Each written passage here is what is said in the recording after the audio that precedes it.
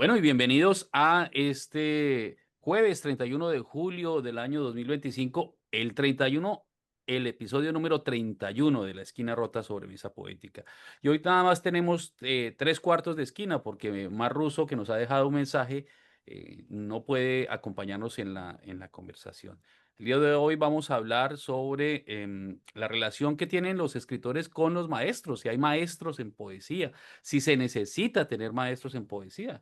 Y lo hacemos siguiendo la conversación que teníamos la semana pasada con respecto a los talleres de poesía. En- para cambiar un poco, voy a comenzar dando mi testimonio. Yo reconozco que en mi juventud, en el comienzo de mi escritura, eh, encontré un maestro que fue muy importante para mí, que fue el poeta Jaime García Mafla, un poeta que había nacido en el Valle del Cauca, en Colombia, pero que se había educado en Bogotá y que hacía parte de una llamada generación sin nombre. García Mafla era un poeta especializado en la obra de San Juan de la Cruz. Era un poeta especializado en la generación del 27 y era profesor en la Universidad Javeriana. Allí lo conocí, recuerdo mucho que Jaime fue el primer poeta que vi en persona y que su presencia allí en la biblioteca de la Casa Silva, de la casa de José Asunción Silva, cuando lo presentó Mary Yolanda Sánchez, me impactó porque me sorprendió ver un poeta de verdad. Mi relación con Jaime fue bastante buena, lo admiré. Dediqué 7 años de mi vida a leer su obra. Escribí mi tesis de pregrado sobre la obra de García Mafla. Me la dirigió Luz Mary Giraldo. El trabajo se llama El ángel y el bufón en la poesía de Jaime García Mafla. Em, pues también tengo que decir que después seguí mi propio camino, encontré mi propio vuelo y tuve pues un parteaguas, ¿no? No emocional, pero sí ideológico y conceptual con el que en el comienzo de mi carrera fuera mi maestro.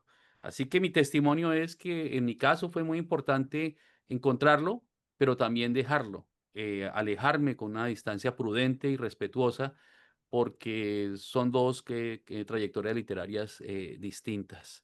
Em, Irene Santos López, ¿tú tuviste maestro en poesía? ¿Cuáles son tus Ay, maestros? hola, hola. Pues yo, pero antes de contestar, yo me siento muy privilegiada, Carlos Aguasaco, porque tuve la oportunidad de ir a la casa de Jaime García Mafla Ujú, contigo. Y nos pasamos una tarde divina en mi primer viaje a Colombia en el 2010. ujú, Y hablando de maestros, como les comenté la semana pasada, en el liceo secundario donde yo estudié, creo que mencioné a Gustavo Adolfo Bécquer, Pablo Neruda. eh, no eran poetas, no eran escritoras, escritores, los profesores que tuve en la escuela secundaria, pero mis dos profesores que reconozco, que amo, que los recordaré todo el tiempo, los tuve en la Universidad Autónoma. así. Narciso González, Narcisazo, y Víctor Villegas. Con ellos podría decir que a ellos les agradezco toda esa primera parte de mi vida al entrar a este camino de la literatura. Eh, Recuerdo que cuando terminaba mis clases con Víctor Villegas, me decía, Irene, después pasa por mi oficina, que quedaba ahí cerca, a unas cuantas cuadras de la Universidad Autónoma. Y me iba allá y me pasaba horas y al final siempre hablando de poesía, de poesía, de poesía. Él súper amable, con un cariño muy especial para mí, o sea, era un cariño recíproco. Y al irme, ya me tengo que ir, profesor, yo vivía un poco retirada de ahí, me dijo, toma Irene para ti. Y siempre me regalaba revistas, revistas de poesía y me regalaba libros.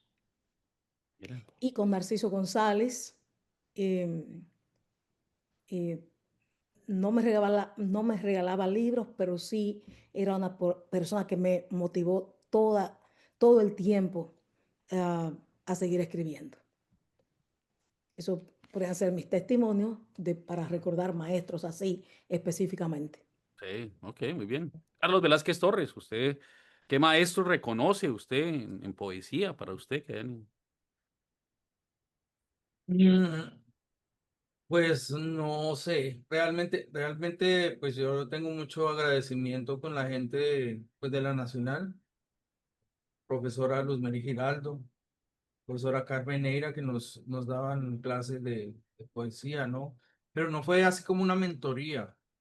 Ujú, Yo creo que su pregunta remite a algún mentor, ¿no? Alguien con quien uno se sienta a hablar de poesía. No, no tengo mucho de eso. Yo sí le reconozco mucho el apoyo a Luz Mary Giraldo, que siempre he creído en mí, ujú. que siempre me apoyó, me ayudó con las lecturas en la Javeriana, eh, mientras nosotros teníamos nuestra actividad literaria con la revista Fénix en la Nacional, ¿no?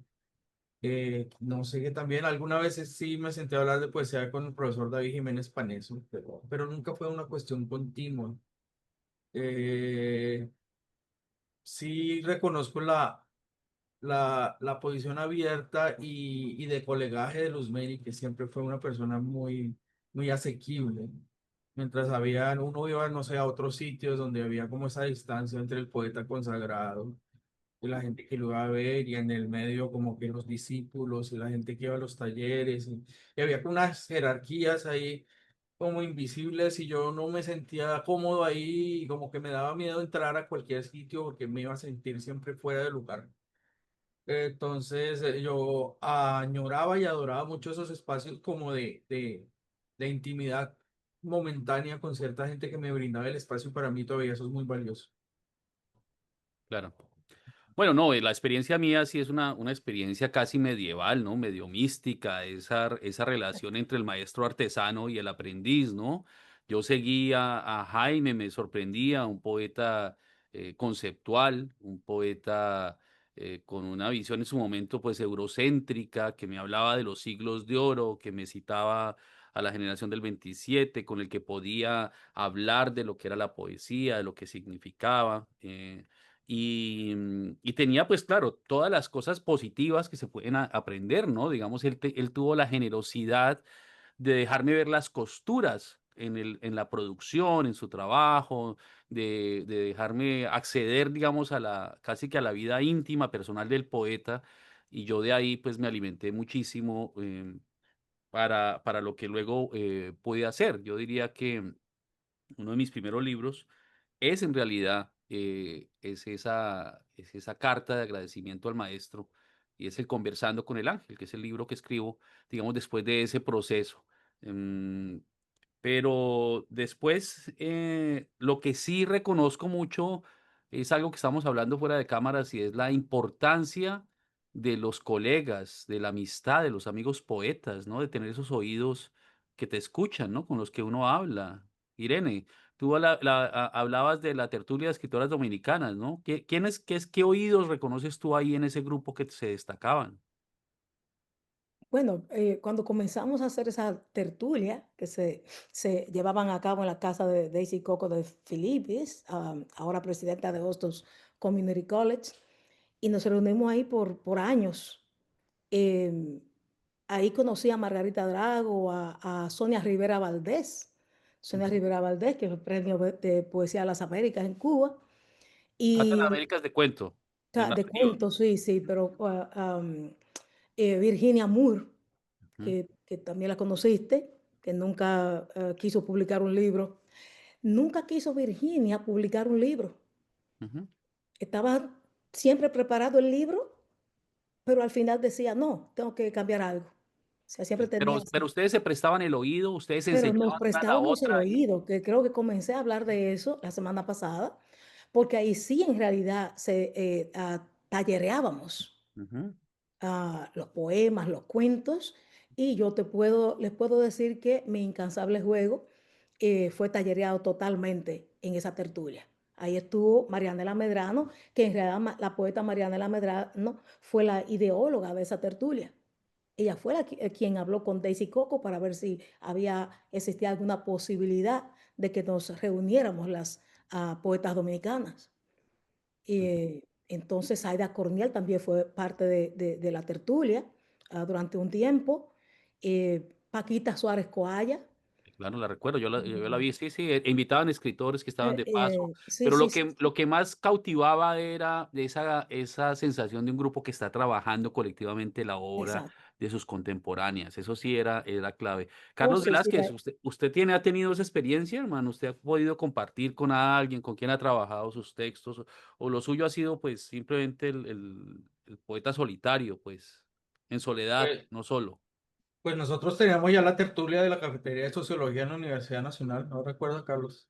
Compartíamos muchos conceptos sobre todo. Ujú, Como que cada uno iba recopilando lo que en su experiencia iba considerando relevante y lo compartíamos, ¿no? Y de ahí aprendí muchísimo. Y esos conocimientos después se asentaban con un par de cervezas en el chitril. Pero ahí aprendí mucho también, ¿no? Tal vez yo no era de estarle metiendo mano al trabajo de los demás. Yo más bien como que agarraba los conceptos y después me iba solo a trabajar y a escucharme a mí mismo. Y como hacía yo Arroyo, que se ponía un balde en la cabeza y cantaba hasta que le sonaba bien, ujú, yo más bien hacía una cosa parecida con la poesía. Entonces yo trabajaba hasta que sonaba, hasta ujú. que sonaba. Y de hecho gran parte del primer libro mío, del segundo, del segundo libro fue producto de toda de ese colegaje que logramos desarrollar en la carrera de literatura, ¿no? Claro, y uno a Yo, los colegas difícilmente los abandona o los deja atrás, mientras que los maestros sí, como al padre o la madre, uno tiene que declarar la independencia en algún momento, uno ya es un adulto, ¿no? Irene, ¿qué piensas?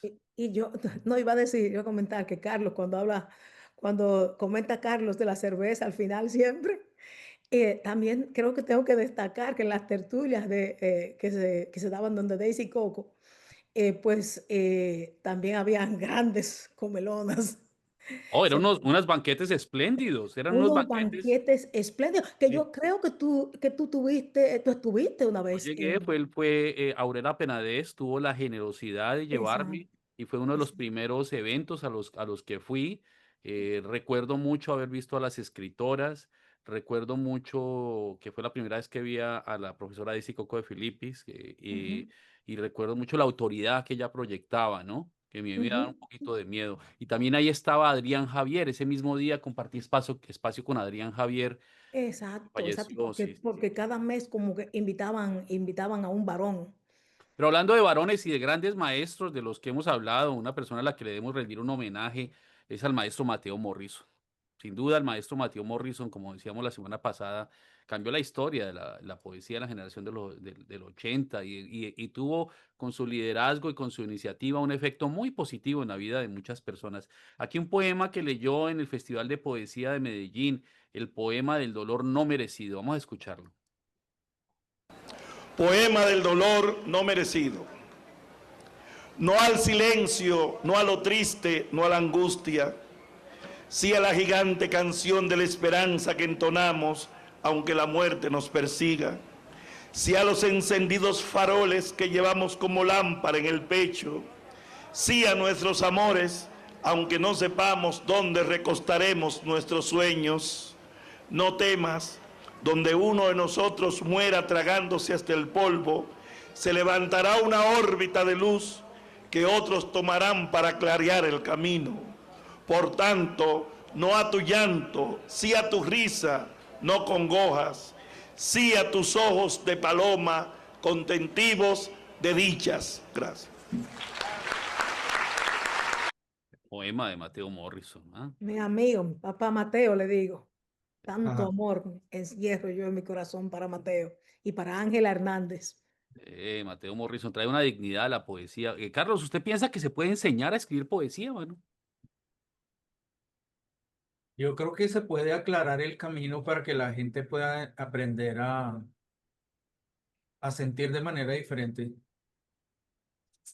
Yo creo que la poesía básicamente es sensibilidad y la sensibilidad solo se puede expresar desde esa subjetividad que tiene la voz del poeta. Ese camino se puede dar la mano, pero no se puede enseñar. Es un camino de búsqueda propia, es como el viaje del héroe.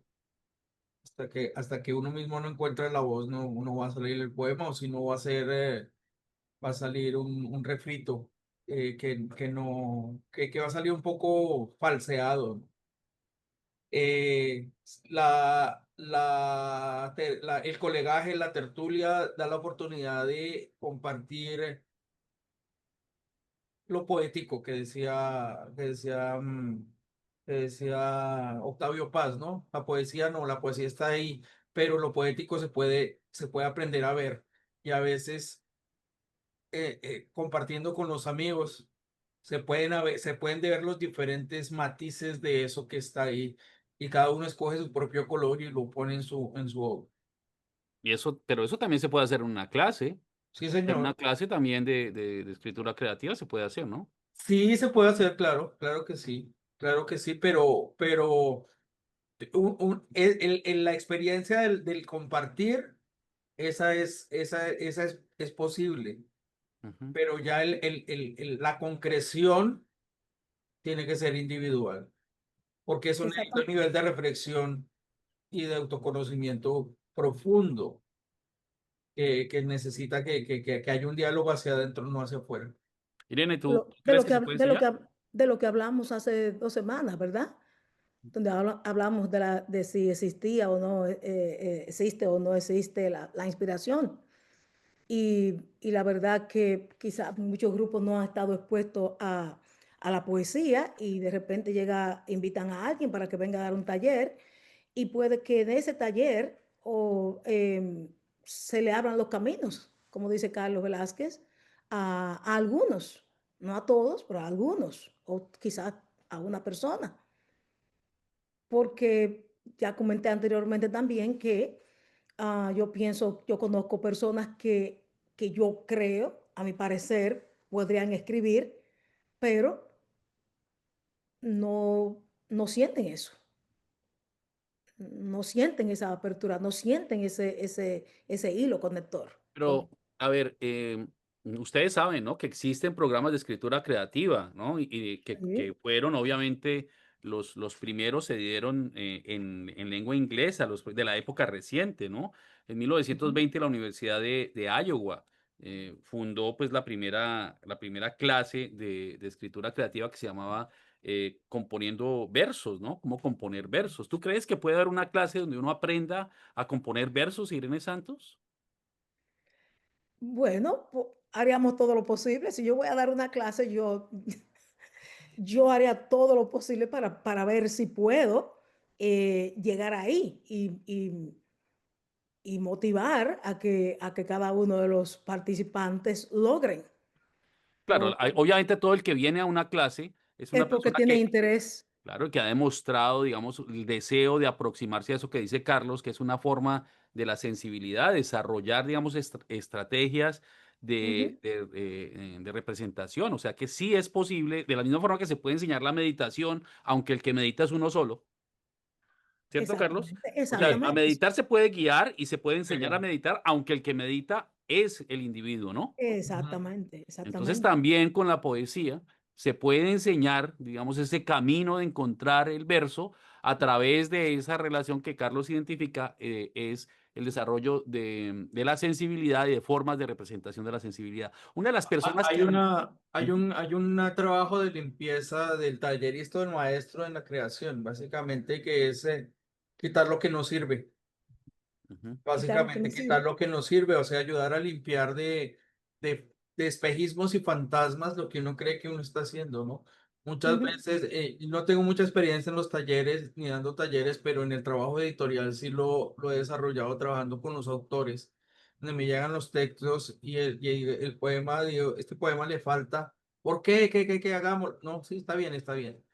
Trabajemos, pero mira, tú estás aquí, viene un poema bien y de un momento a otro echas un concepto y el poema se cae porque tiene un concepto. Entonces, convierte este concepto en imagen que sea la base de toda la experiencia discursiva que está tratando de englobar el poema. Y yo no escribo el verso, el poeta lo vuelve a reescribir y, y mejora ostensiblemente o reconstruye mejor su poesía, ¿no? Su poema. Pero mira qué importante, ya Carlos está enseñando una clase, está dando un taller. ¡Ay, qué bueno! Lo Bueno, entonces, sentí ahora mismo. claro que sí, yo ya veo a Carlos dando, encargado de eso. Yo quiero decirles que una de las personas que más se ha destacado en esta labor de trabajar en ese desarrollo de la poesía, creador, uno de los fundadores del máster en poesía de la Escuela de Escritores de Madrid, una persona que ha desarrollado no solamente una gran habilidad, sino una trayectoria, que muchas personas la reconocen como uno de sus grandes maestros. Eso lo sabemos porque de hecho nos lo escribieron en las redes sociales cuando preguntamos, ¿no? ¿A quién reconoce usted como maestro? Es el poeta Luis Luna. Es un poeta extraordinario en sí mismo, pero que además tiene una trayectoria impresionante haciendo crecer la escritura creativa y específicamente la escritura de poesía en lengua española. Aquí le vamos a escuchar un poema que leyó para la Feria Internacional del Libro de Buenos Aires en el 2020, en el Festival de Poesía que hizo parte de esa feria. Escuchémoslo. Un poema de intemperie. Construyes un carro con los materiales de la demolición, con las canciones abandonadas en los vertederos, y contemplas la luz, las esquirlas de sol que anidan en su fondo como animales huecos o huecos de animal cuando despierta. En ese amanecer, el espejo es una forma de lenguaje igual que la cuchilla y el jabón de afeitar. Comienzas entonces las tareas del día, saludar a los pájaros, hacer de ellos el movimiento no visible de la luz bajo las alacenas del hambre. Escuchas llorar a los niños en los pozos y espina de los pechos. Escuchas en la boca de las madres la rama del árbol de la miseria, el canto ahogado de la herramienta del frío. Muchas gracias. Mira, ahí está ese Luis poema Luna, de Luis Luna. Ujú. Sí, que estuvo por señor. Nueva York hace unos años, ¿no? Sí. Sí, lo tuvimos acá en el Festival de Poesía de las Américas. Esto estuvo muy bien. Ujú. Yo le publiqué un libro. Y bueno, el día de hoy pues queremos destacarlo no solamente porque ha sido un tallerista importante, un maestro de máster de poesía en la Escuela de Escritores de Madrid, sino porque también es un poeta extraordinario que merece nuestro reconocimiento y nuestra atención. Y así, ¿no? La relación con la escritura creativa que crece y que hoy en día se reconoce más en la universidad en lengua española. ¿Por qué será que antes no se reconocía eso, Carlos? ¿Usted por qué cree que antes no se reconocía la escritura creativa como una disciplina en las universidades de lengua española, mano? ¿Qué pasó? No sé, tal vez todavía ese dejo romántico de que el escritor se hace por sí mismo y que la conexión divina no puede pasar por la materia y también que la universidad, sobre todo en el siglo XX, fue un sitio para reproducir las ideas del materialismo histórico y como que las artes no entraban dentro de eso, ¿no? Eso más bien viene ligado con la idea de que anglosajona de la industria cultural. Entonces, ofrecer las materias de creación literaria es darle estatus de industria, de que se puede crear producto a la obra poética o la obra literaria, diferente a la visión hispana de que la poesía es un don que viene del espíritu. Pero que es un don que no es para todos. O sea, era una visión medieval y organicista, ¿no? O sea, que los poetas, curiosamente, los que se reconocían en las academias en lengua española antes de este fenómeno que estamos discutiendo, pues eran de alguna forma bendecidos, ¿no? O sea, personas seleccionadas, ¿no? Algo así como Privilegiados, Sí, sí, sí. privilegiados, pues. privilegiadas. Sí. ¿Sí? Sí, hacen parte de una clase, ¿no? Y además recuerden que todavía en este tiempo hay personas que cuando tú le dices, oh, yo escribo poemas, oh, te dicen, oh, eres un bohemio. O sea, ese es un hobby, porque Ah, también lo relacionan con esto de, es un claro. hobby, Que con no lo eso pueden ver no, como una, como lo que decía Carlos, ¿no? Que no lo pueden ver como parte, digamos, de el mercado de productos culturales que sí exactamente. abraza la modernidad. yo creo en ese sentido que el materialismo dialéctico se equivocó en eso, porque yo soy materialista dialéctico y creo, como he dicho en mi trabajo sobre la novela picaresca y el Chavo del Ocho, he dicho que con la modernidad, con la llegada de las nuevas relaciones de producción y el desarrollo del concepto, de la idea cada vez más difundida de la propiedad privada, las clases sociales emergentes y los grupos sociales que se movían hacia las ciudades reclamaron no solamente el derecho a tener su propia cama, su propia camisa, su propia casa, su propia cuchara, su propio automóvil eventualmente, sino su propia narrativa, su propia épica y diría yo, su propia poesía. Entonces esa poesía del sujeto que nace con Garcilaso en lengua española se convierte en el elemento primordial que representa la humanidad de nuestra época.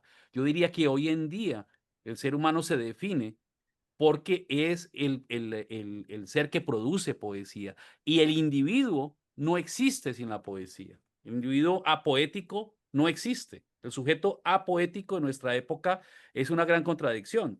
De hecho, la aspiración de la inteligencia artificial es precisamente esa, es simular al sujeto incluso en esas sensibilidades de las que hablaba Carlos. Pero la poesía es de todos y el materialismo dialéctico no puede negar la relevancia digamos, de ese espacio que le quedó, lo que llamaban la ironía, ¿no? Ese espacio en el que sabemos que la ciencia, que el discurso científico no lo llena todo, ¿sí?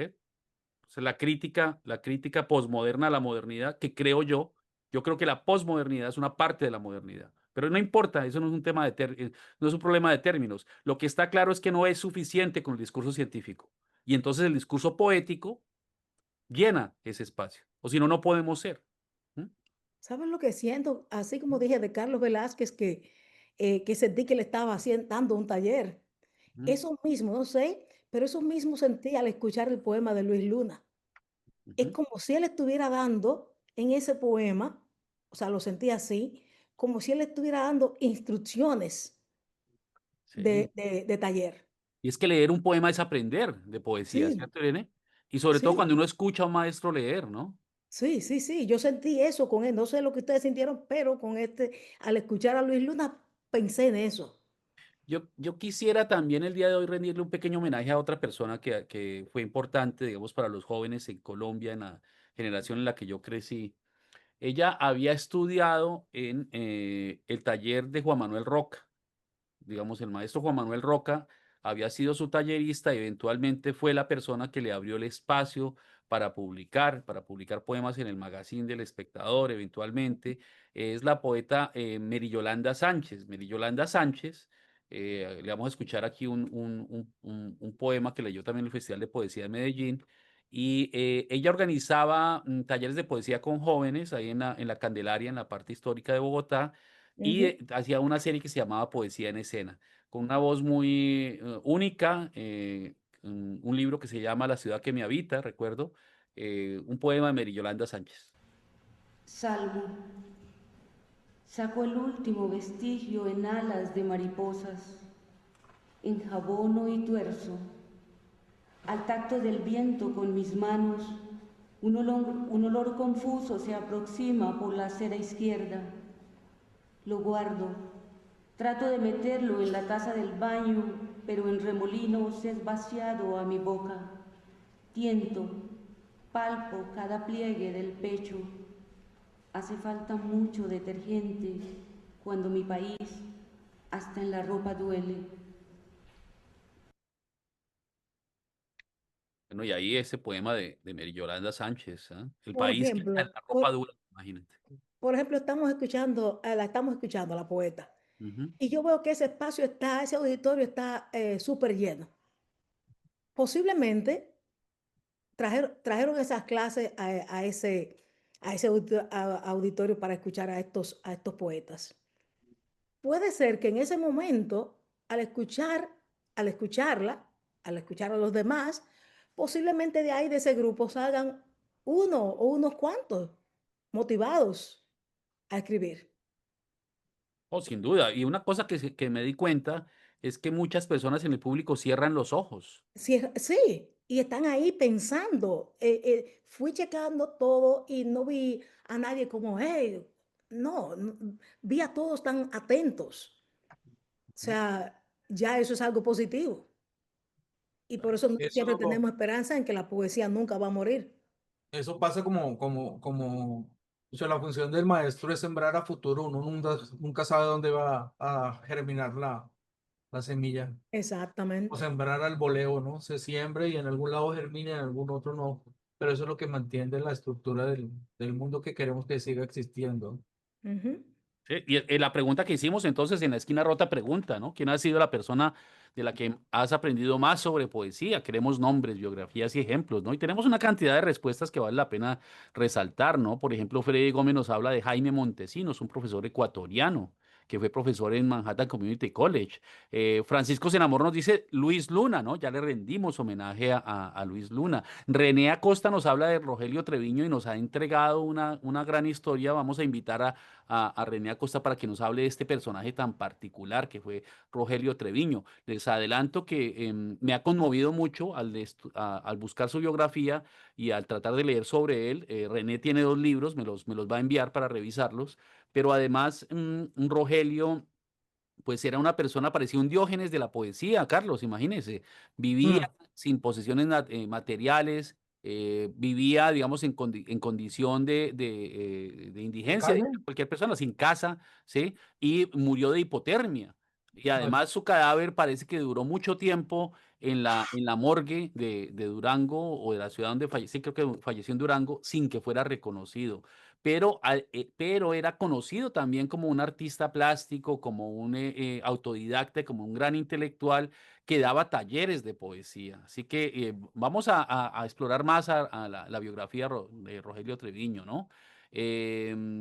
Bueno, Gabriel Jaime Caro Oaxaca nos da otras respuestas. Góngora, sí, Holderlin, bueno, y nos habla del neobarroco. Ya después le pregunto otras cosas. Em, Jorge Alejandro Bracamonte nos dice que José Emilio Pacheco, ¿no?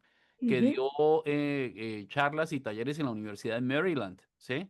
Y también nos dice que fue Juan José Saer y María Teresa Andrueto, que en su momento le ayudaron, Roberto Juarós, Juan Gelman, ¿no? Salvador Madrid nos dice que el maestro Rigoberto Paredes, ujú, Rigoberto Paredes le enseñó mucho, ¿no? Antonio Leal nos habla de Juan José Arreola y el taller literario Juan José Arreola, ¿no? Nos recuerda ese aspecto, ¿no?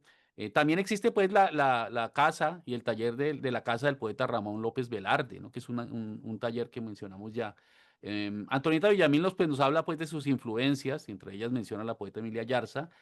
ujú, Eh, Elian Flores nos habla de él, pero formalmente del maestro chileno Pedro Lastra, que fue profesor en la Universidad de Stony Brook, donde Kelian estudió también, donde fuimos compañeros, ¿no? Bueno, y aquí está el tema de lo que nos decía René sobre Rogelio. Clara Webb nos habla del indio Rómulo. Nunca hemos hablado de la poesía costumbrista, pero debemos hablar no, de esto, ¿no? Paola Valverde nos habla de la cultura popular y nos habla de Marilena Walsh, por ejemplo. Gustavo Gacártigas nos habla de mm, su padre eh, sí. mm, digamos, le enseñó, digamos, un camino ético, ¿sí? Que había que escribir versos que remuevan a la gente, ¿no? Em, Ellen Young Oyer nos dice que su hermana, Tess Oyer, sí, claro, y aquí está Tess, claro que sí, que es Ujú, presidenta de la Academia de Poetas Americanos, ¿no? Queridísima. em, bueno, nos habla también Sara Pollack, nos habla de Enrique Fierro, el poeta uruguayo. Ligia Zúñiga Clachar nos habla de su madre y de su padre, que la enseñaron desde niña, ¿no? Rafael Wilches Proeza nos habla de Rafael Alcaldes, ¿no? y Y nos habla Carolina también de Rafael Zamudio. Alcibiades, sí. Carolina Zamudio nos habla de nuestro querido Luis Fernando Macías, que sí, eh, claro, es uno de los grandes maestros y grandes talleristas de poesía y de literatura en Antioquia, ¿no? Lo respetamos y lo queremos mucho, ¿no? Miren, que ambos estuvieron también en Tafne hace estuvieron en el años. Festival de Poesía de las Américas, los conocimos. Luz Mary Giraldo, nuestra maestra Carlos, nos habla de Giovanni Queset, por ejemplo, ¿sí? Y nos habla de Marta Canfield, ¿no? La poeta uruguaya italiana que le ha ayudado muchísimo. Y luego Rubén Bedovali nos habla pues de los poetas franceses, de la generación del 27. Y hay más, ¿no? Hay más comentarios, pero esos son algunos de los que tenemos aquí en nuestras redes sociales. El día de hoy hemos querido rendir homenaje a los maestros, ¿no? A las personas que enseñan a Y otros. Sí. yo quiero decir que la primera vez que vi mis poemas publicados fue en un boletín que publicaba el taller literario César Vallejo. Y siempre agradeciendo a Mateo Morrison, aparecieron por primera vez en un periódico, en el periódico Las Noticias. eh, Aparecieron mis poemas por primera vez. Gracias a Mateo Morrison, que tenía su columna en ese periódico. Carlos, ¿usted cuándo fue la primera vez que publicó? Eh, eh, Creo que en la primera publicación de la revista Fénix lanzamos, y entonces no alcanzó, que mi poema llegó muy tarde para la impresión y tocó publicarlo en un pedacito de cartón aparte. Hicimos una pequeña separata, y esa separata era el poema que decía: he tenido un sueño de un hombre que soñaba con los hombres y el mundo. Recuerdo mucho porque yo fui el editor de esa primera publicación de poesía de Carlos Velázquez Torres. Quiero acabar esta esquina rota o llegar hacia el final de la esquina rota, compañeros, con un poema de Rigoberto Paredes, el elogio de la gordura, que les quiero compartir, a ver qué piensan ustedes. Buenas noches, gordas y gordos. Buenas noches también, flacas y flacos.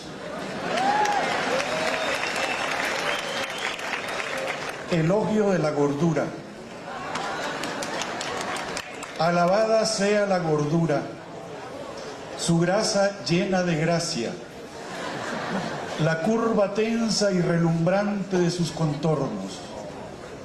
Dichosos sean los seres de ancho follaje, donde todo el que quiera halle puerto seguro para pasar la noche. Gocen de buena fama esos seres flamantes, exagerados, vivos retratos de la abundancia. Ábranles campo por donde vayan, no los hagan perder el tiempo, el peso, la vida. Convídenlos a la mesa, a la cama, sin mayores recatos ni privaciones, y celebren en público a sus anchas los deliciosos fastos de la gordura. Gracias.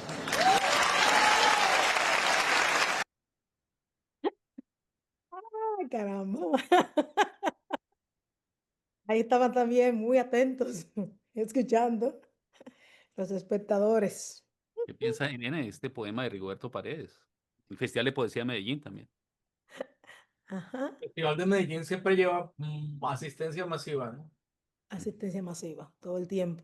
Fabuloso, eso es fabuloso. Acaban Claro, de, imagínate una lectura del elogio de la gordura en la ciudad de Fernando Botero, donde está exactamente. todos la colección de Botero, ¿sí? Es obviamente un poema que cobra allí otras dimensiones, ¿no? Ujú. En ese lugar, Que ¿no? muchos flacos ahora quieran ser gordos. Ujú. A mí me El recuerda Festival de mucho, Medellín acaba, el número 35 acaba de acaba de terminar, sí. pasar. Ujú. Ujú. A mí me recuerda muchísimo este festival, perdón, este poema de Rigoberto Paredes me recuerda mucho a Jaime Sabines. Tengo que decir que dialoga mucho en formas formales. Bueno, y con eso entonces damos por terminado el episodio número 31 de la Esquina Rota. Vamos a escuchar el mensaje de Mar. Sí, el mensaje de Mar lo vamos a pasar al Ujú. final. Ok. ¿Ok? Entonces, con el mensaje de Mar Russo vamos a dar por terminado este episodio número 31 de La Esquina Rota sobre Mesa Poética. Muchas gracias. Bye bye. Adiós. Bueno, Mari, ¿hay alguna otra actividad que valga la pena mencionar de poetas locales en Bueno, otros espacios? en esta semana que viene tendremos el Festival Internacional de Poesía. Jesús, un minutito, repitamos. Sí. 1, 2, 3. Mar Russo, ¿qué nos tienes que decir? Bueno, les tengo que contar que después de la fabulosa Feria del Libro Internacional de Costa Rica, donde encontré muchos títulos de nuestros queridos oyentes, estaremos ahora, a partir del lunes, en el Festival Internacional de Poesía de Turrialba, junto a muchos poetas locales e internacionales. Entre los internacionales tendremos a Leonardo Nin, Willy Ramírez, ambos que nos visitarán desde Boston, hispanounidenses dominicanos, Jacqueline Lowery, hispanounidense mexicana, y tendremos a Indira Ixel Cruz de Colima, México. Así que los esperamos en línea. Este festival será en homenaje a Carlos Enrique Rivera Chacón, y para la clausura tendremos un homenaje a Ricardo Russo, quien nos acompañó en todo esto del movimiento Turrialba Literaria desde el inicio. Así que se llamará El cielo comienza en las raíces, de Ecopoesía. También el jueves culminamos con la sede de San José, donde tendremos un City Tour por el Teatro Nacional, auspiciado por Palabra y Punto. Rebeca Bolaños y Paola Valverde estarán a cargo de este movimiento.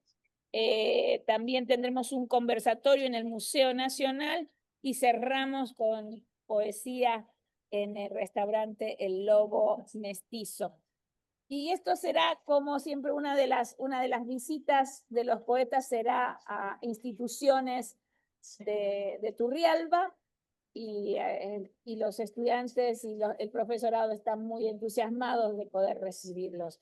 Los esperamos en línea, los extraño, chicos, y vayan decidiendo cuáles son los anteojos que ganaron, a cuáles tengo que dar ahora para el premio de los anteojos. Hasta pronto. Bueno, Mar, que te vaya muy bien. Chao, Disfruta chao. mucho.